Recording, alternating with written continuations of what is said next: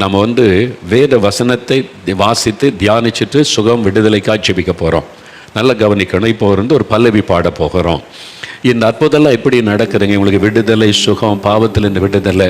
என்ன மோகன்லாஸ்கிட்ட ஏதாவது இருக்குதா? ஒன்றும் கிடையாது. என்கிட்ட இருக்கிறவர் இயேசு என்கிற அற்புதமான ஆண்டவர். அவர் எனக்குள் வாசம் பண்ணுகிறார். அவர் எனக்கு சொன்னார், ஜனங்களுக்கு என்னை பற்றி சொல்லு, அவங்களுக்கு பிரார்த்தனை பண்ணு, நான் அற்புதம் செய்வேன். நான் ஜெபந்தான் பண்ண முடியும், நான் அற்புதம் செய்ய முடியாது. அற்புதம் செய்கிறவர் இயேசு கிறிஸ்து தான். பாருங்க, பிசாசு துரத்தன்னா நீங்கள் மோகன்லாஸ் வரன்னு அவசியம் இல்லை. நீங்கள் விசுவாசித்தீங்கன்னா நீங்கள் ஜெபிக்கும் போதே போகும். 2 பேர் சாட்சி சொன்னாங்கல்ல, ஒரு சகோதரி அவங்களே ஜெபிச்சாங்க இயேசுவின் நாமத்தினால. கற்பத்தை தடுத்து ஆவி அவங்களை விட்டு வெளியேறி போச்சு. யாருமே அவங்களுக்காக ஜெபிக்கலை, எந்த ஊழியக்காரரும் கை வைக்கலை. இயேசு கிறிஸ்துவின் நாமத்தை அவங்க பயன்படுத்தினாங்க, அற்புதம் நடந்தது. இயேசுவே எனக்கு விடுதலை, இயேசுவின் நாமத்தில் பிசாசு போகட்டும்னு அவங்க வீட்டை விட்டு போயிடும். இயேசு கிறிஸ்துவின் நாமத்துக்கு தான் அந்த வல்லமை.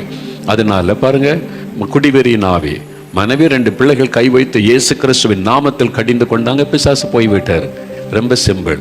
இயேசு கிறிஸ்துவின் நாமத்திற்கு தான் அந்த வல்லமை. எப்படிங்க அந்த வல்லமைன்னா, அவர் தான் நமக்காக மரித்து மரணத்தை ஜெயித்து உயிர்த்தெழுந்தவர் இயேசு கிறிஸ்து. அவருக்கு தான் பிசாசு பயப்படும். அந்த பெயரை கண்டதான் பிசாசு நடுங்கும். மற்றபடி நீங்கள் போனீங்கன்னா, எனக்கு அது கொண்டு வா, இது கொண்டு வா, இதெல்லாம் செஞ்சால் நான் போயிடுறேன், இதெல்லாம் செஞ்சால் பரிகாரம் பண்ண நான் சரியாக அப்படின்னு சொல்லி ஏமாற்றுகிற காரியத்தை பிசாசு செய்வான். நீங்கள் இலவசமாக விடுதலை பெற்றுக்கொள்ளலாம். அதனால அது காரணம் இயேசு கிறிஸ்து. அவர் சிலுவையில் சிந்தின ரத்தம். அதை நினைத்து வல்லமை உண்டு, வல்லமை உண்டு, அற்புத வல்லமை. ஒரு பல்லவி நம்ம வழக்கமாக பாடுவதுதான், நீங்களும் பாடணும். உங்கள் வீட்டில் நீங்கள் உச்சரித்து அந்த பல்லவியை பாடும்போது உங்கள் வீட்டுக்குள்ளே இயேசுடைய ரத்தத்தின் வல்லமை இறங்கும். அப்பொழுது இந்த பாடும் பொழுதே பிசாசின் கட்டுகள் அறுக்கப்படும், அசுத்தாவிகள் ஓட ஆரம்பிக்கும், உங்களை அலைக்கழித்து கூட போகிறோம். நீங்கள் அதை பார்ப்பீங்க, நீங்கள் அந்த மாற்றத்தை உங்களுடைய வீட்டுக்குள்ளே பார்ப்பீங்க. சேர்ந்து அந்த பல்லவியை பாடலாம். வல்லமை உண்டு உண்டு, அற்புத வல்லமை இயேசுவின் இரத்தத்தால். வல்லமை உண்டு உண்டு, அற்புத வல்லமை இயேசு கிறிஸ்துவின் இரத்தத்தினால். வல்லமை உண்டு உண்டு, அற்புத வல்லமை இயேசுவின் இரத்தத்தால். வல்லமை உண்டு உண்டு, அற்புத வல்லமை இயேசு கிறிஸ்துவின் இரத்தத்தினால். There is power, power, wonder working power in the blood of the Lamb. There is power, power, wonder working power in the precious blood of the Lamb. வல்லமை உண்டு உண்டு, அற்புத வல்லமை இயேசுவின் இரத்தத்தால். வல்லமை உண்டு உண்டு, அற்புத வல்லமை இயேசு கிறிஸ்துவின் இரத்தத்தினால். வல்லமை உண்டு உண்டு, அற்புத வல்லமை இயேசுவின் இரத்தத்தால். வல்லமை உண்டு உண்டு உண்டு உண்டு, அற்புத வல்லமை இயேசு கிறிஸ்துவின் இரத்தத்தினால். வல்லமை உண்டு உண்டு, அற்புத வல்லமை இயேசுவின் இரத்தத்தால். Praise the Lord. உண்டு உண்டு, அற்புத வல்லமை இயேசு கிறிஸ்துவின் இரத்தத்தினால். வல்லமை உண்டு உண்டு, அற்புத வல்லமை இயேசுவின் இரத்தத்தால். வல்லமை உண்டு உண்டு, அற்புத வல்லமை இயேசு கிறிஸ்துவின் இரத்தத்தினால். அப்படியே கண்களை மூடி ஒரு நிமிடம் இயேசுவை பாருங்க. இருதயத்தில் இயேசுவை நினைத்து கொள்ளுங்க. இயேசுவே, எனக்காக மரித்து உயிர்த்தெழுந்தவரே, என் மீது அன்பும் அக்கறையும் உள்ள தேவனே, எனக்கு சுகம் கொடுக்க, விடுதலை கொடுக்க, எனக்கு ஒரு அற்புதம் செய்ய, என் துக்கத்தை சந்தோஷமாக மாற்ற என்னை சந்திக்க வந்திருக்கிற இயேசுவே, உமக்கு ஸ்தோத்திரம். என்னோடு பேசுங்க, எனக்கும் இன்றைக்கு ஒரு அற்புதம் செய்யுங்க. நான் விசுவாசத்தோடு உம்முடைய பெயரை சொல்லி கூப்பிடுகிறேன். இயேசுவே, எனக்கு அற்புதம் செய்யுங்க. எங்கள் குடும்பத்தில் இருக்கிற துக்கத்தை மாற்றி எங்களை ஆசீர்வதிங்க. இயேசுவின் நாமத்தில் ஆமேன், ஆமேன். சரி, வேத புஸ்தகத்திலிருந்து ஒரு பகுதியை நான் வாசித்து அதை விளக்கி சொல்லி நாம் ஜெபிக்க போகிறோம். பரிசுத்த மத்தேயு எழுதின சுவிசேஷம் 8வது அதிகாரம். வேத புஸ்தகத்தில் பரிசுத்த மத்தேயு எழுதின சுவிசேஷம் 8ஆம் அதிகாரம் 5வது வசனத்திலிருந்து சில வசனத்தை நான் வாசிக்கிறேன்.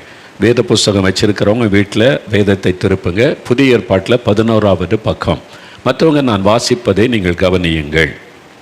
இயேசு கப்பர்நகூமில் பிரவேசித்த போது 100க்கு அதிபதி ஒருவன் அவரிடத்தில் வந்து, ஆண்டவரே, என் வேலைக்காரன் வீட்டிலே திமிர்வாதமாய் கிடந்து கொடிய வேதனைப்படுகிறான் என்று இயேசுவை வேண்டிக் கொண்டான். அதற்கு இயேசு, நான் வந்து அவனை சொஸ்தமாக்குவேன் என்றார். 100க்கு அதிபதி பிரதியுத்தரமாக, ஆண்டவரே, நீர் என் வீட்டுக்குள் பிரவேசிக்க நான் பாத்திரன் அல்ல. ஒரு வார்த்தை மாத்திரம் சொல்லும், அப்பொழுது என் வேலைக்காரன் சொஸ்தமாவான். நான் அதிகாரத்திற்கு கீழ்ப்பட்டவனாயிருந்தும் எனக்கு கீழ்ப்பட்டிருக்கிற சேவகரும் உண்டு. நான் ஒருவனை போ என்றால் போகிறான், மற்றொருவனை வா என்றால் வருகிறான், என் வேலைக்காரனை இதை செய் என்றால் செய்கிறான் என்றான். இயேசு இதை கேட்டு ஆச்சரியப்பட்டு தமக்கு பின் செல்லுகிறவர்களை நோக்கி, இஸ்ரவேலருக்குள்ளும் நான் இப்படிப்பட்ட விசுவாசத்தை காணவில்லை என்று மெய்யாகவே உங்களுக்கு சொல்லுகிறேன். அநேகர் கிழக்கிலும் மேற்கிலும் இருந்து வந்து பரலோக ராஜ்யத்தில் ஆபிரகாம், ஈசாக்கு, யாக்கோபு என்பவர்களோட பந்தி இருப்பார்கள்.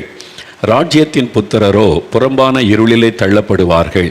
அங்கே அழுகையும் பற்கடிப்பும் உண்டாயிருக்கும் என்று உங்களுக்கு சொல்லுகிறேன் என்றார். பின்பு இயேசு 100க்கு அதிபதியை நோக்கி, நீ போகலாம், நீ விசுவாசித்தபடியே உனக்காக கடவது என்றார். அந்த நாளிகையிலேயே அவன் வேலைக்காரன் சொஸ்தமானான், சுகமானான். இங்கே கப்பர்நகூம் என்கிற பட்டணத்திற்கு இயேசு வருகிறார். இயேசுவின் நாட்களில் அங்கே தங்கியிருந்ததான் அதிகமாக அவர் ஊழியம் செய்தார். கலிலேயா கடற்கரை ஓரத்தில் இந்த பெரிய பட்டணம் இருந்தது. அங்குதான் இயேசு வரும் பொழுது 100க்கு அதிபதி, 100க்கு அதிபதினா 100 போர் சேவகர்களுக்கு கேப்டன் ஆஃப் த ஒரு ஆர்மி, ஒரு படையினுடைய கேப்டன். அவர் 100க்கு அதிபதி. அவருக்கு கீழே 100 போர் வீரர்கள் இருப்பாங்க. இவர் ஒரு ரோமன். இயேசு கிறிஸ்து இருந்த இஸ்ரவேல் தேசம் யூதர்கள் வாழ்கிற தேசம். இந்த ரோமர்கள் அந்த நாட்களில் உலகத்தின் பல பகுதிகளை அவங்க கைப்பற்றி அவங்க ஆட்சி செய்து வந்தார்கள். எப்படி பிரிட்டிஷார் வந்து இங்கே நம்முடைய இந்தியாவை ஆட்சி பண்ணினார்களோ அதே மாதிரி அந்த காலத்தில் ரோமர்களுடைய ஆட்சி பல தேசத்தில் இருந்தது. அதன் மாதிரி ஒரு ரோமன் அவனுக்கு 100 பேருக்கு அவன் தலைவன், படை தலைவனாக இருந்தான். ஒரு பெரிய அதிகாரி. 100க்கு அதிபதினா அந்த ரோமருடைய படையில் ஒரு பெரிய அதிகாரி அவர். அந்த மாதிரி ஒரு அதிகாரத்தில் இருக்கக்கூடியவர். அவர் ஒரு பிரச்சனையோடு இயேசுவண்டே வருகிறான். இந்த ரோமன் அவன் யூதன் கிடையாது. இந்த ரோமர்கள் சீசர், ரோமாபுரியில் இருக்கிற ரோமில் இருக்கிற சீசரை தான் கடவுள் லார்ட் என்று சொல்லுவாங்க. அவருக்கு தான் அவங்க பணிவாங்க, வேறு யாருக்கு முன்னாலேயும் பணிய மாட்டாங்க. ஆனால் இந்த 100க்கு அதிபதி இயேசுவனிடத்தில் வந்து ஒரு காரியம், ஆண்டவரே, என் வேலைக்காரன் வீட்டிலே திமிர்வாதத்தினால் பாதிக்கப்பட்டு கொடிய வேதனைப்படுகிறான். வேதனையோடு ஒரு வேலைக்காரன், அவனுக்கு பிரியமான வேலைக்காரன், ஒருவேளை சமையெல்லாம் செய்து அவனை கவனிக்கக்கூடிய ஒரு வீட்டு வேலைக்காரனாக இருந்திருக்க வேண்டும். அவன் கொடிய வேதனைப்படுகிறான். அதனால் அவன் சுகமாகணும் ஒரு வேண்டுதலோடு வருகிறான், விண்ணப்பம். அப்பொழுது இயேசு சொல்கிறார், நான் வந்து அவனை குணமாக்குகிறேன் என்று. ஆண்டவர் இயேசு கிறிஸ்து, நீ ரோமன், நான் எப்படி உன்னை சுகமாக்குறது? நான் யூதர்களுக்கு தான் ஆண்டவர், உனக்கு கிடையாது என்று சொல்லவில்லை. இயேசு எல்லாருக்கும் ஆண்டவர், எல்லாருக்கும் பொதுவானவர். யார் வேண்டுமானாலும் அவரை நெருங்கலாம், யார் வேண்டுமானாலும் அவரை கூப்பிடலாம். நீ என்ன ஜாதி, என்ன மொழி, என்ன மதம், இதெல்லாம் இயேசு கேட்க மாட்டார். அவர் அதுக்கெல்லாம் அப்பாற்பட்டவர். உரிமையோடு நீங்கள் கேட்கலாம், இயேசுவேன்னு கூப்பிடலாம். ஆண்டவரே, இயேசுவே உதவி செய்யன்னு கேட்கலாம். ஆண்டவர் பாரு, உடனே சொல்கிறேன், நான் வரேன், உதவி செய்கிறேன் அப்படின்னு சொல்கிறார். அவன் சொல்லுகிறான், இல்லை, இங்கேருந்து ஒரு வார்த்தை சொன்னாலே போதும், வீட்டில் இருக்கிற வேலைக்காரன் சுகமாகிடுவான். சொன்ன உடனே அவருக்கு ரொம்ப ஆச்சரியம், இவ்வளோ பெரிய விசுவாசமானு சொல்லி, சரி நீ போகலாம், நீ விசுவாசித்தபடி உனக்காக கடவுது என்றார். உடனே சுகமாகிவிட்டான். இந்த 100க்கு அதிபதி இயேசுவிடத்தில் எந்த விண்ணப்பத்தோடு வந்தானோ அதே காரியத்தில் இயேசு அற்புதம் செய்து விட்டார். இன்றைக்கு ஒரு விண்ணப்பத்தோடு நீங்கள் காத்திருக்கிறீங்க, என் குழந்தைக்கு சுகம் வேணும், என் மகளுக்கு திருமணம் நடக்கணும், எனக்கு ஒரு குழந்தை பாக்கியம் வேணும், என்னுடைய கணவருக்கு சுகம் வேணும், என்னுடைய மகன் இந்த குடிப்பழக்க இந்த விடுதலை ஆகணும், இந்த கடன் பிரச்சனை இந்த விடுதலை வேணும், ஏதோ ஒரு விண்ணப்பத்தோடு நீங்கள் காத்திருக்கிறீங்கல்ல, உங்கள் ஜெபத்துக்கு இயேசு இன்றைக்கு பதில் தருவார். அதை கேட்டு இன்றைக்கு அற்புதம் செய்வதை நீங்கள் பார்ப்பீங்க. கட்டாயம் ஒரு அற்புதம் நடக்கும். அவன் ஒரு துக்கத்தோடு இயேசுவண்டை வந்தான். அவன் திரும்பி போகும்போது மகிழ்ச்சியோடு போனான். நீங்கள் துக்கத்தோடு இந்த நிகழ்ச்சியை பார்க்குறீங்க, இது முடியும் போது உங்களுடைய துக்கம் சந்தோஷமாய் மாறி இருக்கும். உங்கள் வீட்டில் ஒரு அற்புதம் நடந்திருக்கும். எது உங்களை துக்கப்படுத்திட்டோ அந்த காரியம் மாறி இருப்பதை நீங்கள் பார்ப்பீங்க. அப்போ இந்த 100க்கு அதிபதி துக்கத்தோடு வந்தான், ஒரு விண்ணப்பத்தோடு வந்தான். இயேசு பதில் கொடுத்து அற்புதம் செய்து மகிழ பண்ணினார். சரி, இந்த மனிதனுக்கு ஆண்டவர் ஜெபத்துக்கு பதில் கொடுத்து அற்புதம் செய்ய என்ன காரணம்? ஆண்டவரிடத்தில் ஒரு மனிதன் வரும்பொழுது அவருடைய கண்கள் அந்த மனிதனை ஊடுருவி பார்க்கும். சும்மா வருகிற எல்லாருக்கும் அவர் அற்புதம் செய்வது உண்மை.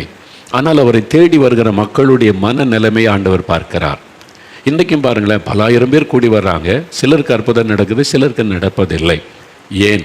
அப்படி கேள்வி என் மனசில் கூட வந்திருக்கிறது.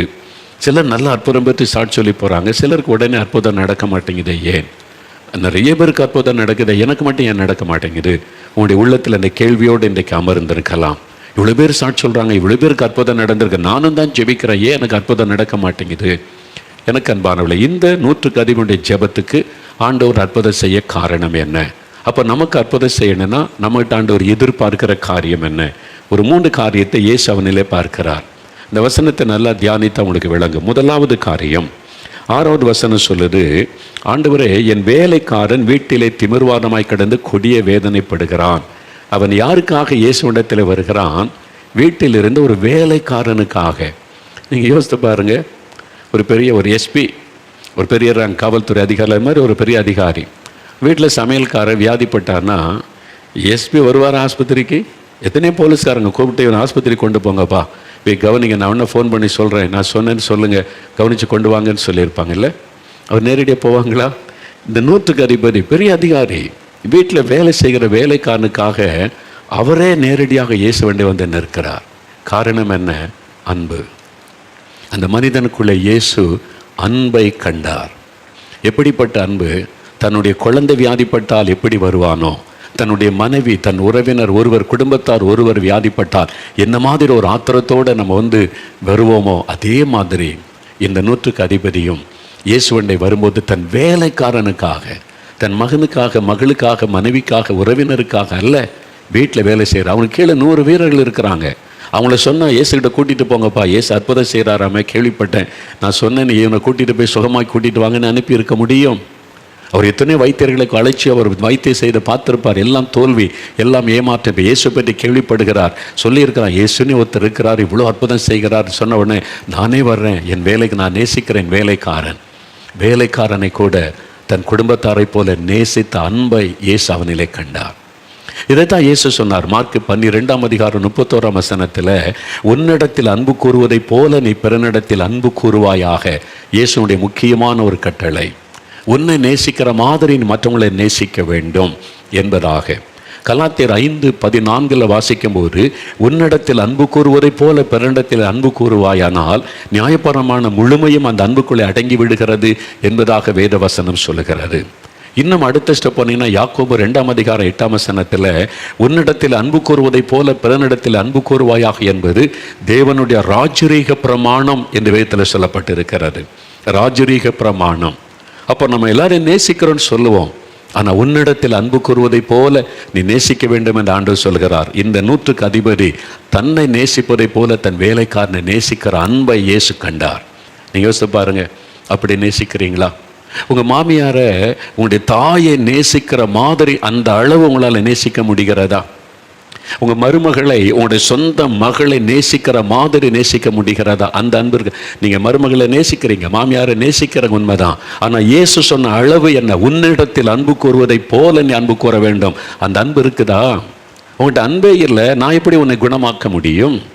ஆண்டவர் சொல்றாரு, உன்னுடைய சொந்த சரீரத்தை நேசிப்பதை போல உன் மனைவியை நீ நேசிக்க வேண்டும். அந்த நேசம் உங்களுக்கு இருக்கிறா? மனைவி அப்படி நேசிக்கிறீங்களா? வேலைக்காரி மாதிரி நடத்தி, திட்டி, காயப்படுத்தி, துக்கப்படுத்தி, வேதனைப்படுத்தி கொண்டு இருக்கிறீங்களா? மனம் திரும்பணும். இன்றைக்கு மனம் திரும்பணும். அந்த அன்பு எனக்கு வேணும். அன்பில்லாதவன் தேவனை அறியான்.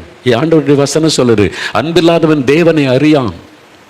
அன்பு இல்லாவிட்டால் நீங்கள் தேவனை அறிய முடியாது. தேவன் அன்பாகவே இருக்கிறார். அப்போ இயேசு சொல்லுகிற அன்பின் அளவு என்ன? உன்னை நேசிக்கிற மாதிரி நீ மற்றவங்களை நேசிக்க வேண்டும். இந்த அன்பு குறைவுபடுறதுனால தான் வீட்டுக்குள்ளே பிரச்சனை, சபையில் பிரச்சனை, சமுதாயத்தில் பிரச்சனை, எல்லா இடத்துல கலவரங்கள். இன்றைக்கு எல்லா பிரச்சனை பாருங்கள், மணிப்பூரில் பிரச்சனைக்கு என்ன காரணம்? தன்னை நேசிக்கிற மாதிரி மற்றவங்களை நேசிக்காததுனால இரக்கமில்லாமல் அடித்து கொள்ளுவது. பிரான்ஸில் பாருங்கள், தன்னை நேசிக்கிற மாதிரி மற்றவங்களை நேசிக்கிறதுனால 4 நாளை கலவரம் நீடித்து கொண்டு இருக்கிறாரு. உலகமெங்கும் அதை பார்க்கிறோம். இயேசு சொன்ன அந்த வார்த்தையின்படி வாழ நம்ம ஒப்பு கொடுத்தால் ஒரு சமாதானம், அமைதி நம்முடைய உலகத்திலே உண்டாயிருக்கும். அப்போ எந்த அன்பு நமக்குள்ள இருந்தால் தான் இயேசு அற்புதம் செய்ய முடியும். உள்ளத்துக்குள்ள ஹேட்ரட், ஒரு வெறுப்பு, மற்றவங்க மேலே கசப்பு, மற்றவங்க மேலே ஒரு குறை கூறுவது, புறங்கூறுவது, மற்றவங்களை காயப்படுத்துவது, மற்றவங்களை திட்டுவது, மற்றவங்களை வேதனைப்படுத்துவது, இந்த மாதிரி சுபாவத்தோடு இருக்கிற ஆட்களுக்கு இயேசு எப்படி அற்புதம் செய்ய முடியும்? யோசித்து பாருங்க. ஏன் உங்களுக்கு அற்புதம் நடக்க மாட்டேங்குது? நீங்கள் நேசிக்கிறேன்னு சொல்கிறீங்க, ஜெபெல்லாம் பண்ணுறீங்க, உண்மைதான். ஆனால் இயேசு சொன்ன மாதிரி நேசிக்கிறீங்களா? அந்த அன்பு உங்கள்கிட்ட இருக்குதா அப்படின்னு யோசித்து பாருங்க. பாருங்க, ஒரு சகோதரர் நேற்றுக்கு சாட்சி சொன்னதை பார்த்தீங்கல்ல, 1 வருஷமாக டிப்ரெஷன், மன அழுத்தம், நிம்மதி இல்லை, சமாதானம் இல்லை, முடங்கி போன ஒரு நிலைமை. அப்போ ஆண்டவர் பேசுகிறார், நீ மற்ற மேலே கசப்பாக இருக்கிற, வெறுப்பாக இருக்கிற, அன்பு இல்லாமல் நடந்து கொள்கிற, நீ போய் உன் அன்பை வெளிப்படுத்து. அவரதை உணர்ந்து மனம் திரும்பி போய், நான் யார்கிட்ட அவர் மற்றவங்களை துக்கப்படுத்தியன்னு அவரை போய் மன்னிப்பு கேட்டு ஒப்புரவாகி அவன்கிட்ட அன்பு காமிச்சிட்டு வந்தார். உடனே விடுதலை, உடனே விடுதலை. நீங்கள் மற்றவங்களை காயப்படுத்தி, மற்றவங்களை துக்கப்படுத்தி, அவமானப்படுத்தி நீங்களும் அன்பாக இருக்கிறேன்னு சொல்கிறீங்க. வெறும் வார்த்தையில் உண்டாகிற அன்பல்ல, உன்னிடத்தில் அன்பு கூறுவதைப் போல பிறனிடத்தில் அன்பு கூறணும். அது இருக்குதான்னு யோசித்து பாருங்கள். நிறைய பேர் வியாதியிலிருந்து விடுதலை பெறாத காரணம் அதுதான். அமெரிக்காவில் ஒரு கூட்டத்தில் நடந்த அற்புதத்தை நான் கேள்விப்பட்டேன். ஒரு சகோதரி ஆர்த்ரைட்டிஸ், அப்படியே விரலெல்லாம் மடங்கி விட்டார். அந்த வியாதி அதிகமாகி முடக்குவாதம், விரலெல்லாம் அப்படி மடங்கி விட்டார். அப்படியே பயன்படுத்த முடியாத அளவுக்கு அந்த நரம்புகள் எல்லாம் பாதிக்கப்பட்டு ரொம்ப கஷ்டம். கூட்டத்துக்கு வந்திருந்தாங்க. அந்த ஊழியக்காரர் பிரசங்கம் பண்ணும்போது ஆவியானவர் அவளை குறித்து வெளிப்படுத்தினார். இந்த மாதிரி முடக்குவாதத்தில் பாதிக்கப்பட்ட ஒரு சகோதரி வந்திருக்கிறாங்கன்னு வெளிப்படுத்தி, நீ எழும்பு அந்த ஆண்டவர் சொல்கிறார். முதல்ல அவங்க வெட்கப்பட்டு எழும்பலை, அவர் அடையாளெல்லாம் சொன்னார். ஆண்டவர் பேசினவொடனே எழும்பி நின்றாங்க. அப்போ அவர் சொன்னார், உன்னுடைய உள்ளத்தில் 2 பேரை குறித்த கசப்பு இருக்குது, அந்த கசப்பை உன்னுடைய உள்ளத்தை விட்டு வெளியே போனால் இப்போ இயேசு சுகமாக்கிடுவார்னு. அவன் சொன்னான், அப்படிலாம் என்கிட்ட ஒன்றும் கிடையாது அப்படின்னு. சிலர் அப்படி தான் நான் நடந்து கொள்கிற கிறிஸ்தவங்க கூட. இல்லை ஆவியானவர் சொல்லுகிறார், மகளே, உன்னுடைய உள்ளத்தில் 2 பேரை குறித்து ஒரு வருத்தம், கசப்பு இருக்குது. அவங்க செய்த சில காரியங்களை பாதித்ததுனால அவங்க மேலே வெறுப்பு பல வருஷமாக இருக்குது. அவங்கள நினைச்சாலும் உன்னுடைய உள்ளத்தில் ஒரு மாதிரி ஒரு கோபமும் எரிச்சலும் வருது. எப்போவுமே அவங்கள கோபம் இல்லை, அதை நினைக்கும் போது வருது. அந்த 2 பேரை நீ மன்னிச்சு உன்னுடைய உள்ளத்தை விட்டு அது வெளியே போகணும். அப்போ உனக்கு சுகத்தை நான் தருவேன்னு இயேசு சொல்லுகிறார். நீ அவங்க முதல்ல அதை ஏற்றுக்கொள்ளலை. அவர் சொன்னார், இல்லை, ஆண்டவர் தெளிவாக சொல்கிறாரு, 2 பேரை குறித்த கசப்பு இருக்குது.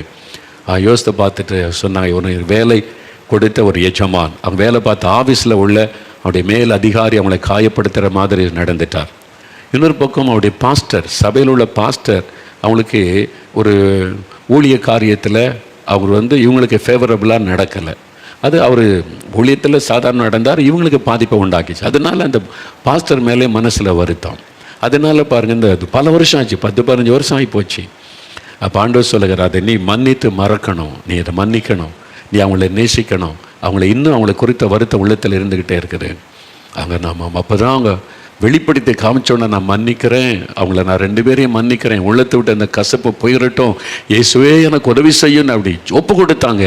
விரலெல்லாம் அப்படியே விரிய ஆரம்பித்து விட்டார். அந்த முடக்குவாத நிமிஷத்தில் மாறி, விரலில் மாற்றம், நரம்பில் மாற்றம், உடல் முழுவதும் ஒரு மாற்றம், அற்புத சுகம் உண்டாகி விட்டார். பெரிய ஆச்சரியம் பாருங்கள். அவருக்காக யாருமே ஜெபம் பண்ணலை, அந்த ஊழியக்காரர் கை வைத்து ஜெபம்லாம் பண்ணலை. நீ கசப்பை மாறட்டும்னு சொல்லுங்கள், ஒப்பு கொடுத்த உடனே விடுதலை. அன்பில்லாத இருதயத்தோடு நீங்கள் இயேசுவே எனக்கு அற்புதம் செய்யுங்கன்னா, அவர் சொல்லுவார், உன்கிட்ட அன்பே இல்லையே, நான் இப்படி உனக்கு அற்புதம் செய்வது. யோசித்து பாருங்கள், வீட்டில் உள்ளவங்களை எப்படி நேசிக்கிறீங்க, உங்கள் ஆஃபீஸில் உள்ளவங்களை எப்படி நேசிக்கிறீங்க. சிலர் உங்களை வருத்தப்படுத்துகிறபடி பேசுவாங்க, செயல்படுவாங்க, நடப்பாங்க, உங்களை டீஸ் பண்ணுவாங்க, உங்களை ஹர்ட் பண்ணுவாங்க. அவங்கள மன்னித்து அவங்கள நேசிக்கிற ஒரு அன்பு உங்களுடைய உள்ளத்தில் வந்துட்டால் உடனே உங்களுக்கு அற்புதம் நடக்கும். ஆண்டவர் உங்களோட பேசுகிறார். மனைவி மேலே கசப்பாக இருக்கீங்க, புருஷனை குறித்த வெறுப்பு வச்சுருக்கிறீங்க, எப்படி ஆண்டவர் ஜெபத்தை கேட்க முடியும்? பெற்றோர் மேலே கசப்பு வச்சுக்கிட்டே ஜெபம்லாம் பண்ணுறீங்க, மேல் அதிகாரி அப்படி பண்ணுறாரு இப்படி பண்ணுறாரு, பாஸ்டர் மேலே வருத்தம், என்னை பற்றி இப்படி பேசுகிறாரு அப்படி பேசுகிறாரு அப்படின்னு வருத்த வச்சுக்கிட்டு அதே ஆராதனைக்கு தான் போகிறீங்க. அன்பு இல்லை, உண்மையான நேசம் அங்கே இல்லை, மன்னிப்பு இல்லை. இன்றைக்கு ஒப்பு கொடுங்க, அந்த அன்பை எனக்கு தாருன்னு கேளுங்க. இந்த 100க்கு அதிபதிக்குள்ளே தன்னை போல மற்றவர்களை நேசிக்கிற அன்பு இருந்ததுனால அவருடைய ஜெபத்திற்கு ஆண்டவர் உடனே கேட்டு அற்புதம் செய்தார். 2வது பாருங்க, இந்த மனிதருக்குள்ளே காணப்பட்ட இன்னொரு காரியம் 8வது வசனத்தில் இயேசு சொல்கிறார், நான் அவனை குணமாக்கும், வீட்டுக்கு வரேன்றார். அவர் சொல்கிறார், ஆண்டவரே, என் வீட்டுக்குள் நீர் பிரவேசிக்க நான் பாத்திரன் அல்ல ஆண்டவரே. I am not worthy Lord, I am not worthy. நீர் பரிசுத்தமுள்ள தேவன், என் வீட்டுக்குள்ளே நீங்கள் கால் வைக்க நான் தகுதி உள்ளவன் அல்ல. தாழ்த்துகிறார். தாழ்மையை இயேசு கண்டார். பாருங்க, அவர் வந்த உடனே 100க்கு அதிபதி இயேசுவிடத்தில் வருகிறார். எங்கே தெருவில் தான் அந்த நடந்திருக்கணும். பார்த்த உடனே ஆண்டவரே என்று சொல்லுகிறார், லார்ட் என்று இயேசுவை சொல்லுகிறார். எல்லாரும் இவரை தான் 100 போர் வீரர்களும் இவரை தான் லார்டுன்னு சொல்லுவாங்க, எல்லாம் பயப்படுவாங்க. இவர் இயேசுக்கு முன்னால் ஆண்டவரே எனக்கு தன்னை தாழ்த்தின்னு இருக்கிறார். நான் பார்த்துற நல்ல தாழ்மை. பொதுவாக இந்த ரோம அதிகாரிகள் யாருக்கு முன்னாலே தாழ்ந்து போக மாட்டாங்க. ஏன்னா அவங்க தானே எல்லாத்தையும் அடிமைப்படுத்தி ஆளுகை பண்ணுறாங்க. அதனால எப்போவுமே ஒரு கெத்தாக தான் இருப்பாங்க. எல்லாரும் எங்களுக்கு அடிமைன்ற மாதிரி தான் இருப்பாங்க. இவங்க லார்ட் ஆண்டவரேன்னு சொல்லக்கூடிய ஒரே ஒருவர் வந்து ரோமாபுரியில் இருக்கிற சீசரை தான் அவங்க லார்டுன்னு சொல்ல, வேறு யாரையும் கடவுள்னு சொல்ல மாட்டாங்க. அது மாதிரி தான் அவங்க அந்த ரோமர்கள் இருந்தாங்க. ஆனால் இவர் இயேசு பற்றி கேள்விப்பட்டு அவர் செய்த அற்புதங்கள் அதிசயங்கள் அவருடைய காரியத்தெல்லாம் கேள்விப்பட்டதுனால இவர் சாதாரண மனிதனாய் இருக்க முடியாது, இவர் கடவுள் மனிதனாய் வந்திருக்கிறார், இவர் ஆண்டவர் மனிதனாய் வந்திருக்கிறான்னு சொல்லி அதை பாருங்க வந்து சொல்றார், ஆண்டவரேன்னு சொல்றார். இதை குறித்து ஒரு ஊழியக்காரர் தன் புஸ்தகத்தில் எழுதி இருக்கிறதை நான் வாசித்தேன். புறாவுக்கு முன்பாக கழுகு தலை குனிந்த முழங்கால் படிட்டு நிற்கிறது. ஆட்டுக்குட்டிக்கு முன்பாக சிங்கம் முழங்கால் படிட்டு தலை குனிந்து நிற்கிறது. இயேசு கிறிஸ்து உலகத்தில் சாதாரண ஒரு தச்சனுடைய குடும்பத்தில் பிறந்தவர். அப்படிதான் உலகம் அந்த மதவாதிகள் நினைச்சாங்க. ஆனால் இவர் விசுவாசித்தார், இவர் கடவுள், இவர் ஆண்டவர், எல்லாட்டும் இது மாதிரி அற்புதம் செய்ய முடியாது அப்படின்னு தன்னை தாழ்த்தினார். நான் பார்த்தறேன் அல்ல. பெருமை உள்ளவனுக்கு தேவன் எதிர்த்து நிற்கிறார், தாழ்மை உள்ளவனுக்கு கிருபை அளிக்கிறார் என்று 1 பேதுரு 5:5 வேதத்தில் எழுதப்பட்டு இருக்கிறார். இன்னைக்கு நிறைய பேருக்கு பெருமை பெருமை தன்னை குறித்த பெருமை, தன் குடும்பத்தை குறித்த பெருமை, படிப்பை குறித்த பெருமை, செல்வத்தை குறித்த பெருமை, சிலருக்கு வெறும் பெருமை. அப்படி ஆட்களை பார்த்துருக்கீங்களா? நயா பைசாவுக்கு பிரயோஜனம் இருக்காது, ஆனால் பேச ஆரம்பித்தா ரொம்ப பெருமையாக பேசுவாங்க. அவன் வீட்டுக்கு 5 பைசா சம்பாதிச்சு கொடுக்க மாட்டான், வெறும் தெருவில் சுற்றிக்கிட்டு அலைவான். பேசுகிறத பார்த்தீங்கன்னா வெறும் பெருமை பேசுவீங்க. தாத்தா இப்படிப்பட்டவர் தெரியுமா, அப்பா இப்படிப்பட்டவர் தெரியுமா, என்ன பரம்பரை தெரியுமா, அப்படி எல்லாம் பேசுகிற ஆட்களை பார்த்துருக்கீங்களா? வெறும் பெருமை பேசுவது, நயா பைசாவுக்கு பிரயோஜனம் இருக்காது. இந்த மாதிரி ஆட்கள் இருக்கு. ஊழியத்தில் கூட அப்படி இருக்கிறாங்க. ஒரு நயா பைசாவுக்கு பிரயோஜனம் இருக்குது, ஆனால் அவங்கள பட்டம் என்ன, அவங்களுக்கு என்ன, அது பேர் என்ன, ரெவரண்ட் டாக்டர் என்ன, அவங்களுக்கு வந்து பிஷப்ன்றது என்ன, மாடரேட்டர் என்கிறது என்ன, வெறும் பெருமை. தயவுசெய்து அதெல்லாம் விட்டு கீழே இறங்குங்க. தாழ்த்தும் போது தேவன் அவளுக்கு கிருபை கொடுப்பார். நான் அநேக வருஷத்துக்கு முன்னால் கன்னியாகுமரி மாவட்டத்தில் ஒரு கூட்டத்துக்கு அவர் ஊருக்கு அழைக்கப்பட்டு போயிருந்தேன். நல்ல கூட்டம் நடந்து கொண்டு இருக்கிறது. பகலெல்லாம் ஜெபிப்போம், ராத்திரியில் கூட்டம். போதகர் ஐயா, நல்ல ஒரு போதகர் ஐயா, ரட்சிக்கப்பட்ட அபிஷேகம் பெற்ற தாழ்மையான ஒரு போதகர் ஐயா, சிஎஸ்ஐ ரெவரண்ட் தான் அவங்க வந்து சொன்னாங்க, ஐயா ஒரு வீட்டுக்கு ஜெபிக்க போனோம், அவங்க ரொம்ப கஷ்டத்தில் இருக்காங்க, நொடிந்து போன, வசதியாக இருந்து நொடிந்து போன நிலைமையில் இருக்கிறாங்க, அவங்க வீட்டில் போய் ஒரு ஜெபிச்சுட்டு வரணும்னு சொன்னாங்க. நான் சொன்னேன், எனக்கு ஜெபிக்கவே நேரம் போதாது ஐயா, ஆனாலும் நீங்கள் சொல்கிறீங்க, நான் வர்றேன், சரி போய் ஜெபிச்சுட்டு வரலான்னு சொல்லி ஐயாவோடு நான் போனேன். அப்போ அந்த ஐயா என்னை கூப்பிட்டு போனாங்க அந்த வீட்டுக்கு. நான் என் கூட ஊழியத்துலேருந்து 1-2 பேர் வந்திருந்தாங்க. போதுகரையா அந்த வீட்டுக்கு போகிற பெரிய வீடு, முன்னால் கார்கள் இருக்குது, பெரிய தோட்டம் இருக்குது, பெரிய பணக்காரங்க வசதி உள்ளவங்க தான். நான் அப்படி உள்ளே போகிறோம். அந்த வரவேற்பறையில் நிறைய சோஃபா, அந்த அலங்காரம்லாம் பார்த்தாலே தெரியுது கிறிஸ்தவங்க தான் அவங்கெல்லாம். ஆனால் கூட்டத்துக்கு வந்த மாதிரி தெரியல. வீட்டுக்கு ஜெபிக்க போயிருக்கிறோம். அவங்கெல்லாம் சோஃபாவில் உட்காந்துருக்குறாங்க. கணவன், மனைவி, பிள்ளைகள், பெரிய வாலி பிள்ளைகள் எல்லாம் இருக்கிறாங்க. பெரிய ஃபேமிலியே இருக்குது. சோகமாக இருக்கிறாங்க, துக்கமாக. நிறைய வியாதி, பிரச்சனை, இழப்பு, நஷ்டம், நல்லா வாழ்ந்திருந்து இப்போ ரொம்ப நெருக்கத்தில் இருக்கிறாங்க. அதனால் அந்த போதகர் ஐயாவும் தன்னுடைய சபை மக்கள் எல்லாம் பாரம் கொண்டு அவங்களுக்காக ஜெபிக்கன்னு கூப்பிட்டு போனாங்க. கொஞ்ச நேரம் பேசிட்டு சரி ஜெபிக்கலான்னு சொல்லி முழங்கால் படிக்கிட்டோம். போதகர் ஐயா நானும் எங்களுக்கு கூட வந்து 2 பேர் முழங்கால் படிக்கிட்டோம். கண்ணை மூடி ஜெபிக்கிற ஆண்டவருடைய முகத்தை பார்க்குறேன். ஆண்டவர் சொல்கிறாரு, வெயிட் ஜெபிக்கிறதுக்கு முன்னால் உன் கண்ணை திறந்து பாருன்னு சொன்னார். என்னது ஆண்டவர் சொல்கிறாரு, கண்ணை திறந்து பாருன்னு சொல்கிறாருன்னு சொல்லி ஜெபிக்க கண்ணை மூடினா கண்ணை திறந்து பார்த்தேன். பாருன்னார் ஆண்டவர். பார்த்தா அந்த வீட்டில் ஒருத்தர் கூட முழங்கால் படியிடவில்லை. ஒருத்தர் கால் மேலே கால் போட்டு சோஃபாவில் இப்படி உட்காந்துருக்கார். ஒரு அம்மா இப்படி உட்காந்துருக்குது. இப்போ வாலி பிள்ளைகள் ஒருத்தர் கூட முழங்கால் படியிடலை, அப்படியே ஸ்டைலாக உட்காந்துருக்காங்களாம். ஆண்டவர் சொன்னார், நான் எப்படி இவங்களை ஆசீர்வதிக்க முடியும்? இவங்களை ஆசீர்வதின்னு நீ கேட்டால் நான் ஆசீர்வதிச்சிருவேனா? அவங்களுடைய பெருமையை பாரு. எனக்கு முன்னால் தாழ்த்துகிற இருதயம் கூட அவங்களுக்கு இல்லையே, நான் எப்படி இவளை ஆசீர்வதிக்க முடியும்? பாரத்தோடு ஒரு ஜெபம் பண்ணிட்டு வந்துக்கிட்டே இருந்தேன். அவ்வளோதான், ஒரு நன்மையும் நடக்கலை. பெருமை. கர்த்தருக்கு முன்னால் தாழ்த்துகிற இருதயம் கூட அவங்களுக்கு இல்லை. இன்றைக்கி இந்த பெருமையினால தான் நிறைய பேர் ரட்சிப்பை புறக்கணித்து கொண்டு இருக்கிறாங்க. இயேசுதான் ரட்சகர்னு தெரியும், இயேசுதான் ஆண்டவர்னு தெரியும், அவர் தான் நமக்காக மரித்து உயிர்த்தெழுந்த ஆண்டவர், அவர் மூலமாக தான் பல்லத்து போக முடியும்னு தெரியும். ஆனால் ஏன் அவரை ஏற்றுக்கொள்வதில்லை? சமுதாயம், என் குடும்பம், என் சொந்தக்காரங்க என்ன நினைப்பாங்க? இந்த பெருமை, வரட்டு பெருமை நிமித்தம் தேவனுடைய ஆசீர்வாதத்தை இழந்து நிற்கிற குடும்பங்கள் இன்றைக்கு ஏராளம். ரட்சிப்பை இழந்து நிற்கிற குடும்பங்கள். நீங்கள் மறித்து ஒரு நாள் நீங்கள் மரணம் நேரம் வரும்போது ஒருத்தரும் பக்கத்தில் நிற்க மாட்டாங்க. ஒருத்தரும் வந்து நீங்கள் நினைக்கிற அந்த குடும்பம், சொந்தம், பந்தம், அந்த சமுதாயம் ஒருத்தரும் அடக்க மாட்டேங்க வருவான். வந்து இவன் செத்து போயிட்டாயா அப்படின்னு சொல்லிட்டு போக, அவ்வளோதான். பரலோகத்துக்கு உங்களை கூட்டு போக ஒருத்தரால முடியாது. இயேசு என்கிற ரட்சகர், அவருக்கு முன்னால் தாழ்த்தணும். நிறைய கிறிஸ்தவங்களுக்குள்ள இந்த தாழ்மை உணர்வே இல்லை. இந்துக்களை போய் கற்றுக்கொள்ளுங்க தாழ்மை. ஆண்டவருக்கு முன்னால் எப்படி தாழ்த்தணும். நீங்கள் பார்த்துருக்கீங்களா இந்துக்கள் எப்படி சாமி கும்பிட்றாங்கன்னு கொஞ்சம் பாருங்கள். ரோட்டில் எல்லாம் போய்கிட்டு இருப்பாங்க, பஸ்ஸு போக ரோட்டில் எங்கேயோ ஒரு கோயிலை பார்த்துட்டா அவங்க தெய்வ பக்தி பயம் பாருங்களேன், செருப்பை கழட்டிட்டு அங்கே நின்று அவங்க கும்பிடுவாங்க. எதனால்? நான் கடவுளுக்கு முன்னால் நம்ம தாழ்த்தணும். செருப்பை கழட்டிட்டு ரோட்டில் பயபக்தியாக நிற்கிறாங்க. ஆனால் கிறிஸ்தவங்க ஷூ போட்டுட்டு கம்யூனியன் சர்வீஸு, கம்யூனியன் எடுக்க போகிறாலும் ஷூவை கழட்டாமல் போகிறேன். உனக்கு என்ன ஒரு பயம்? ஆண்டவருக்கு ஒரு பயம் இருக்குது, கர்த்தருக்கு முன்னால் என்ன தாழ்மை இருக்குது. உடனே ஒரு வசனம், மனுஷன் முகத்தை பார்க்கிறான், கர்த்தரோ இருதயத்தை பார்க்குறான். இவர் இருதயம் ரொம்ப சுத்தமாக இருக்கிற மாதிரி. நீ போட்டுக்க ஷூவிலேயே உன் இருதயம் எப்படிப்பட்டன்னு வெளிப்படுதில்லை. அந்த பெருமையினால் தானே நீ அதை போட்டுக்கிட்டு நிற்கிற. யோசித்து பாருங்க. அமெரிக்கா கனடாவில் கூட அந்த இந்து மக்கள் பக்தியாக சாமி கும்பிட்றத பார்த்துருக்கிற, வெளியில் எல்லாத்தையும் கலட்டிட்டு தான் உள்ளே போவாங்க. கிறிஸ்தவங்களுக்கு அந்த பயமே கிடையாது, தாழ்மையே கிடையாது. சும்மா வெறும் பக்தி அங்கே போய் சர்ச்சில் ஷோ காமிக்கிறது. தயவு செய்து கற்றுக்கொள்ளுங்க எப்படி ஆண்டவருக்கு முன்னால் நம்ம தாழ்த்தணும் என்பதை கற்றுக்கொள்ளுங்க. மெட்ராஸில் அண்ணா நகரில் ஒரு சர்ச் இருக்குதான், சிஎஸ்ஐ சர்ச்சு தான், எப்போவுமே திறந்துருக்கும். எப்போ வேணாலும் யார் வேணாலும் போய் பிரார்த்தனை பண்ணலாம், ஜெபம் பண்ணலாம். அந்த பக்கத்து தெருவில் இருக்கிற ஒரு பிராமண ஒரு தாயார், பிராமண குடும்பத்தை சார்ந்தவங்க, அவங்களுக்கு இயேசு மேலே அன்பு விசுவாசம். அப்பப்போ வந்து அந்த சர்ச்சில் முழங்கால் போட்டு ஜெபிச்சுட்டு போவாங்க. இயேசுவை பற்றி நல்லா அறிஞ்சிருந்தாங்க. அப்போ ஒரு நாள் அவங்க ஜெபம் பண்ணிவிட்டு சர்ச்சை விட்டு வெளியே வரும்போது அந்த சர்ச்சில் இருக்கிற ஒரு கமிட்டி மெம்பர்னால என்னவோ பெரிய இது மாதிரி சிலருக்கு நினைப்பில்லை, அது பெரிய பெருமையான பதவி மாதிரி. கமிட்டி மெம்பர் வர்றார், ஷூ போட்டுக்கிட்டே சர்ச்சுக்குள்ளே போகிறார். அந்த அம்மா அவர் கமிட்டி மெம்பர்னு தெரியாது. அந்த பிராமண தாயார் சொல்கிறாங்க, என்ன இல்லையா அப்படின்னாங்க. என்னம்மா என்னார், உனக்கு புத்தி இருக்குதா?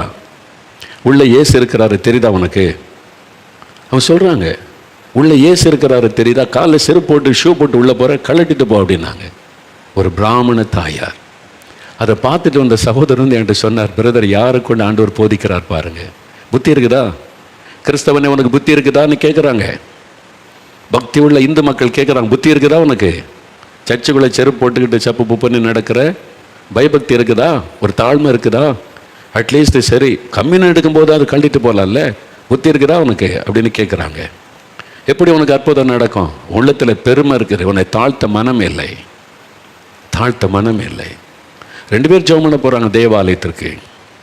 லூக்கா 18:10-14 பாருங்கள். பரிசேயன் சொல்கிறான், நான் அவனை போல இல்லை இவனை போல இல்லை, வாரத்தில் 2 முறை உபவாசம் பண்ணுறேன், தசமபாகம் கொடுக்குறேன், ஆண்டவரே உமக்கு தெரியல நான் தசமபாகலாம் தர்றேன், 2 முறை உபவாசம் பண்ணுறேன். பெருமை, ஆவிக்குரிய பெருமை. இன்றைக்கி நிறைய பேருக்கு ஆவிக்குரிய பெருமை. எங்கள் சர்ச் எப்படிப்பட்டது தெரியுமா, எங்கள் அனுபவம் எப்படிப்பட்டது தெரியுமா, ஆவிக்குரிய பெருமை. அவன் ஜெபத்தை ஆண்டவர் சட்டையே பண்ணலை. ஆனால் ஒரு ஆயக்காரன் போய் ஆண்டவரை கண்ணேறிட்டு பார்க்க கூட துணியாமல் தாழ்த்தி மார்பில் அடித்து கொண்டு, பாவியாக என் மீது இரக்கமாயிரும் ஆண்டவரே நீ தாழ்த்தினான். அவன் ஜெபத்தை ஆண்டவர் கேட்டார். உங்களை தாழ்த்துங்க ஆண்டவருக்கு முன்னாலே. அவர் எவ்வளோ பெரிய தேவன், மகிமையின் ராஜா, அவர் சர்வத்தையும் ஆளுகிறவர். அவருக்கு முன்னால் உங்களை தாழ்த்துங்க. தாழ்மை உள்ளவர்களுக்கு கிருபை தருகிறார். 100க்கு அதிபதி, எவ்வளோ பெரிய அதிகாரி. இயேசுவை கூட்டிகிட்டு வாங்கப்பா, நான் சொன்னேன்னு கூப்பிடுங்க, அவர் வருவாருன்னு வீட்டில் உட்காந்து சொல்லி அனுப்பியிருக்கலாம். அப்படி சொல்லலை. இன்றைக்கி சிலர் அப்படி தான், பதவி பெருமையில் அவர் என்ன பார்க்க வர சொல்லு, அவர் எனக்கு ஜெபிக்க என்ன பார்க்க வர சொல்லு அப்படின்னு. இவர் வரமாட்டாராம். ஆனால் இங்கே 100க்கு அதிபதி அவன் தன்னை தாழ்த்தி போய் இயேசுக்கு முன்னால் நிற்கிறார். அதனால தான் இயேசு அற்புதம் செய்தார். அந்த தாழ்மையை ஆண்டவர் பார்க்கிறார். இருதயத்தில் தாழ்மை வேணும். ஆண்டவரே என்கிட்ட என்ன தகுதி இருக்குது, நீர் என் ஜெபத்தை கேட்பதற்கு என்கிட்ட என்ன அருகதை இருக்கிறது? ஆண்டவருடைய கிருபை. நீ கூப்பிட்ட உடனே ஏன் உனக்கு அற்புதம் செய்யணும்? என்ன தகுதி இருக்கிறது? கிருபை, அவருடைய அன்பு, அவருடைய இரக்கம். நம்மை தாழ்த்த ஆண்டவரே உம்முடைய கிருபை. நம்மை தாழ்த்தும் போது ஆண்டவர் அற்புதம் செய்வார். இன்றைக்கு உங்களை தாழ்த்துங்க, இன்றைக்கு உங்களை தாழ்த்துங்க. ஒரு சகோதரர் சொன்னார், இயேசுவை நீங்கள் ஏற்றுக்கொண்டா உங்களுக்கு ஆசீர்வாதம் இயேசு தருவார், ஏற்றுக்கொண்டு. அவர் சொன்னார், நான் இயேசுவை ஏற்றுக்கொள்வது இருக்கட்டும் ஐயா, என்ன இயேசு ஏற்றுக்கொள்வாரா? நான் தகுதி உள்ளவன் அல்ல, நான் ஒரு பாவியான மனிதர், என் வாழ்க்கையில் இப்படியெல்லாம் பாவம் காணப்படுது, என்னை அவர் ஏற்றுக்கொள்வாரான்னு சொன்னார். இந்த தாழ்மையை ஆண்டவர் எதிர்பார்க்கிறார். அவருக்கு முன்னால் உங்களை தாழ்த்துங்க. நீங்கள் தாழ்த்தும் போது உங்களுக்கு கட்டாய அற்புதம் செய்வார். மூன்றாவது, இந்த மனுஷனிடத்தில் இயேசு இன்னொரு காரியம் பார்க்கிறார். இயேசு சொல்லுகிறார், நான் வந்தவனை குணமாக்குவேன் என்று. அவர் சொல்கிறான், நீங்கள் நான் பாத்திரன் அல்ல, என் வீட்டுக்கெல்லாம் நீங்கள் வருவதுக்கு நான் தகுதி உள்ளவன் அல்ல. இங்கேருந்து ஒரு வார்த்தை சொன்னால் வீட்டில் இருக்கிற வேலைக்கார சுகமாயிருவான். ஆண்டவரே, இங்கேருந்து ஒரு வார்த்தை சொல்லுங்கள் போதும். எவ்வளோ பெரிய விசுவாசம் இல்லை? அவனுடைய விசுவாசத்தை பார்த்து இயேசு ஆச்சரியப்பட்டாரா. அடுத்த வசனம் சொல்லுது, 10வது வசனத்தில், இயேசு இதை கேட்டு ஆச்சரியப்பட்டு, இயேசுவையே ஆச்சரியப்பட வைத்த ஒரு மனிதன் இயேசுவை ஆச்சரியப்பட வைத்து விட்டான். நான் இஸ்ரவேலருக்குள்ள இப்படிப்பட்ட விசுவாசத்தை காணவில்லை. அவன் சொல்கிறான், நீங்கள் வர வேண்டாம், இருக்க நான் கஷ்டப்படும், இங்கேருந்து ஒரு வார்த்தை சொல்லுங்கள், சுகமாயிருவான் வீட்டில் இருக்கிற வேலைக்காரன். எவ்வளோ பெரிய விசுவாசம் இல்லை? நம்ம ஆட்களுடைய விசுவாசம் எப்படி இருக்குது? இல்லை நீங்கள் ஜெபமணியாச்சு விசுவாசம் எடுப்பாங்க, ஏசு அற்புதம் செய்வார். இல்லை இன்னும் கொஞ்சம் ஒரு 5 நிமிஷம் ஜெபிங்களேன், இன்னும் பாரம் எடுத்து ஜெபிங்களேன். இங்கே ஜெபிச்சு அங்கே சரியில்லைனா என் மனைவிட்ட ஜெபிக்க போகிறாரு, மனைவிட்ட ஜெபிச்சா அப்புறம் ஏன்ட்டு ஜெபிக்க வர்றாரு. இந்த மாதிரி அவிசுவாசம் இருக்கனால தான் எத்தனை ஊழியக்காரன்ட்ட தலையை கொடுத்தாலும் அற்புதம் நடக்காது. உங்கள் விசுவாசம் ஊழியக்காரன் மேலேயே ஊழியக்காரி மேலே இருக்கக்கூடாது, இயேசுவின் மேலே. ஒருத்தர் ஜெபிச்சுட்டாங்களா, இவங்க முக்கியமல்ல, இந்த ஜெபத்துக்கு பதில் கொடுக்குற இயேசு முக்கிய. அற்புதம் செய்துட்டா நான் விசுவாசிக்கிறேன்னு சொல்லிட்டீங்கன்னா அற்புதம் நடக்கும். இந்த விசுவாசம் இல்லாமல் அவர்கிட்ட ஜெபிச்சு அவர்கிட்ட எத்தனை பேர்கிட்ட ஜெபிச்சாலும் அற்புதமே நடக்காது. ஏன்னா அவங்களுடைய அவிசுவாசம். அப்போ இவன் சொல்லுகிறா, நீங்கள் இங்கே யவீர் வந்து ஜபாலை தலைவர் சொல்கிறான், என் மகள் வியாதி படுக்கையில் இருக்கிறாள், சாக கிடக்கிறா, நீங்கள் வந்து கை வைங்க, அவள் பிழைத்து கொள்ளும். அவனுடைய விசுவாசம். நீங்கள் வீட்டுக்கு வந்து கை வச்சிருங்க, ஆண்டவரை பிழைத்து கொள்ளுவாள். ஆனால் இவன் விசுவாசம் என்ன? இங்கேருந்து ஒரு வார்த்தை சொல்லுங்கள், வீட்டில் அற்புதம் நடத்துகிறோம். அதனால தான் இயேசு சொல்லுகிறார், இஸ்ரவேலருக்குள்ளும் இப்படிப்பட்ட விசுவாசத்தை பார்க்கவில்லை. இயேசுவை ஆச்சரியப்பட வைத்து விட்டான் அவனுடைய விசுவாசம். ஏனென்றால் இஸ்ரவேல் மக்களுக்கு ஆபிரகாமின் தேவனை தெரியும், ஈசாக்கின் தேவனை தெரியும், எலியாவின் தேவனை தெரியும். அவர் செய்த அற்புதங்கள் அடையாளங்கள் எல்லாம் இஸ்ரவேல் மக்களுக்கு தெரியும். பழைய ஏற்பாடு அவன் கையில் இருக்கிறது. ஆண்டவர் செய்த அற்புதத்தை எல்லாம் அறிவார்கள். ஆனால் இவன் ஒரு 100க்கு அதிபதி ரோமன், அவனுக்கு அதெல்லாம் தெரியாது. ஆனால் இயேசுவை பற்றி கேள்விப்பட்டு அவர் அற்புதம் செய்கிறார் என்பதை அறிந்தவுடனே விசுவாசம் வந்தது. இவனுடைய விசுவாசம் பெரிது. அதனால் தான் இஸ்ரவேலருக்குள்ளும் நான் கிறிஸ்தவர்களுக்குள்ளும் இப்படிப்பட்ட விசுவாசத்தை காணலை. அப்படிதான் நான் நிறைய பேர் பார்க்குறோம். ஒரு முஸ்லீம் குடும்பத்தார், இஸ்லாமிய குடும்பத்தார், கணவன் மனைவி, ஒரு குழந்தைலாம் இருந்துச்சு. அவங்க கர்ப்பமாக இருக்கிறாங்க. வந்தாங்க ஜெபிக்க சில மாதங்களுக்கு முன்பாக. என்ன விஷயம் ஐயான்னு கேட்டால், கர்ப்பத்தில் இருக்கிற குழந்தை வந்து வளர்ச்சி இல்லை, அந்த குழந்தை வந்து அழிச்சிடணும், நீங்கள் அந்த குழந்தைக்கு வளர விட்டுறக்கூடாது, குழந்தை இந்த உயிரோடு பிறக்கிறது கஷ்டம், அப்படியே பிறந்தாலும் உறுப்பெல்லாம் பாதிக்கப்பட்டிருக்கோம், நாங்கள் ஸ்கேன் ரிப்போர்ட்டில் பார்த்துட்டோம், இது நீங்கள் அழிச்சிருங்க அப்படி சொல்லிட்டாங்க. என்ன பண்ணுன்னு தெரில. டாக்டர்ஸ் ஸ்கேனில் பார்த்துட்டு சொல்கிறாங்க, இந்த கரு முழுமையான வளர்ச்சி பெறலை, அதனால் இந்த குழந்தை அறகுறையாக தான் இருக்கும், பிறந்ததுன்னா உங்களுக்கு பாதிப்பு, ஒருவேளை மரிச்சே பறக்கலாம், உறுப்புகள் இல்லாமல் போயிடலாம், அதனால் இப்போவே அழிச்சிருங்கன்னு சொல்லிட்டாங்க. ஜெபிக்க வந்தோம்தாங்க. சரி, நீங்கள் இயேசுகிட்ட ஜெபிக்க வந்திருக்கிறீங்க, நீங்கள் என்ன நினைக்கிறீங்க, என்ன விசுவாசம் உங்களுடையதுன்னு?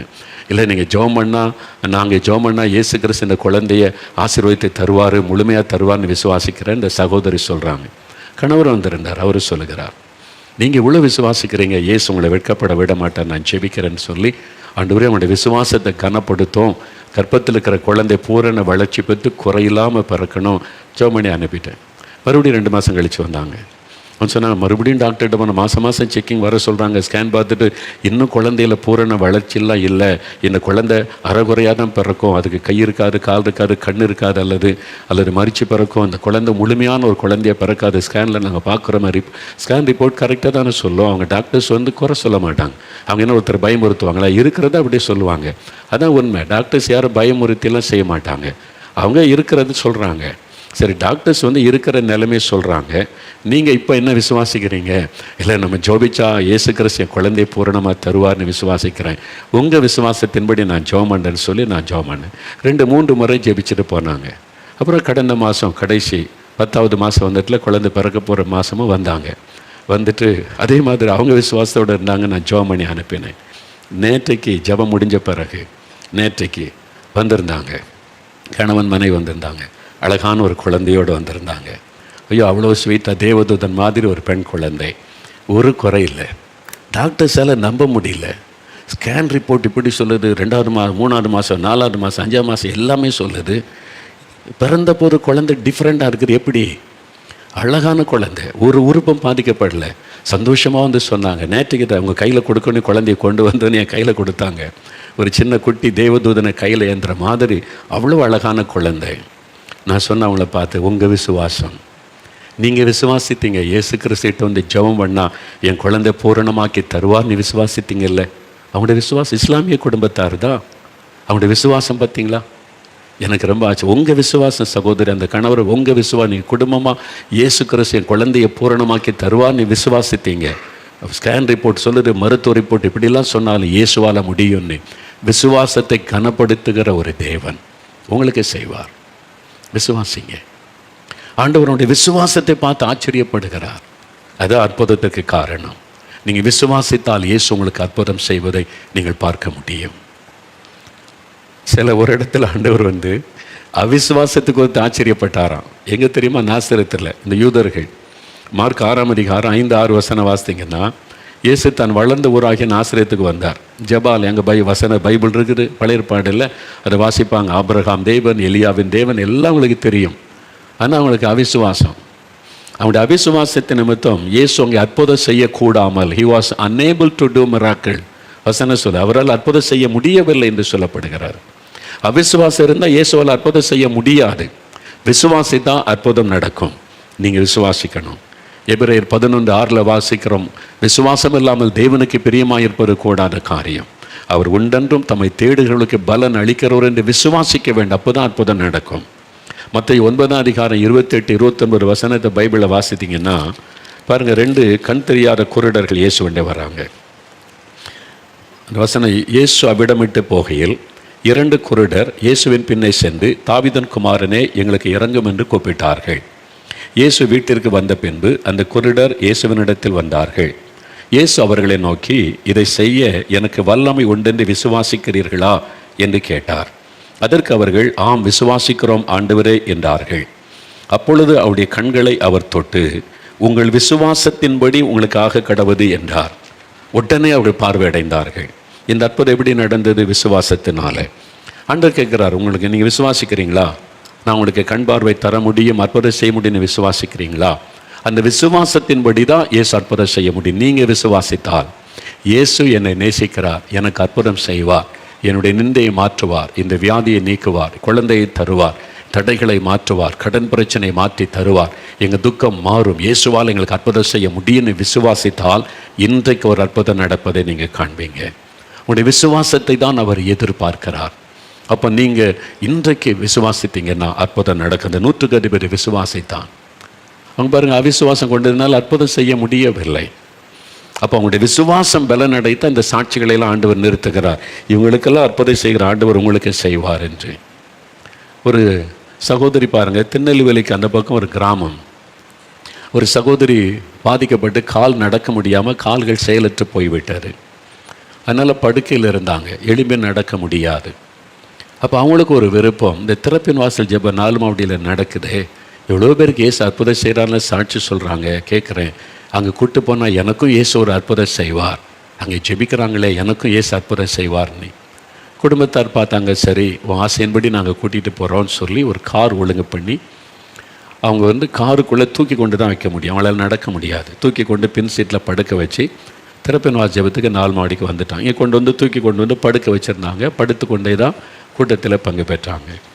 அவங்க வீட்டில் இருந்து புறப்படும் போது ஒரு ஜெபம் பண்ணாங்களா, ஆண்டவரே நான் நடக்க முடியாமல் கால்கள் செயலற்று நான் வந்து ஜெபத்துக்கு போகிறேன், நான் உங்களை விசுவாசிக்கிறேன், எவ்வளோ பேருக்கு அற்புதம் செய்கிறீங்க, எனக்கும் நீங்கள் செய்வீங்க, நான் திரும்ப அந்த வீட்டுக்குள்ளே வரும்போது நடந்து தான் வரணும், இப்போ என்னை தூக்கி கொண்டு தான் காருக்குள்ளே வைக்கிறாங்க, நான் திரும்ப ஜெபம் முடிஞ்சு வீட்டுக்கு வரும்போது நான் நடந்து தான் அந்த வீட்டுக்குள்ளே வரணும், நான் அதை விசுவாசிக்கிறேன் அப்படின்னு ஒரு விசுவாசத்தை சொல்லிவிட்டு ஜெபத்துக்கு வந்திருக்கிறாங்க.